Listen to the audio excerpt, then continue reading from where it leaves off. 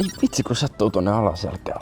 Pakko tehdä töitä. Pitäisikö sun kanssa mennä näyttämältä selkää johonkin, kun sä oot sen verran monta kuukautta siitä nyt valittanut? En mä ehdi, kun mun on pakko skaalata mun sali No Pain, No Champagne 10 asiakkaaseen. Niin, mutta silloin kun mä liityin sun asiakkaaksi, niin sähän ostit sen Wisporin kehoskannerit. Hyödynnä sitä. No, miten mä hyödynnän sitä mun selkävaivoihin? Mennä kattoo. Voit sä oikeesti vähän jäsää? Mä en pääse. Eihän se mittaa sille kuin muutama minuutin. Mä näytän sulle, että miten se toimii, niin sä voit sitten käyttää sitä sun omille asiakkaille. Sä voit saada lisää asiakkaita ja sitä kautta sä voit saada lisää kassavirtaa. Lisää asiakkaita, lisää kassavirta.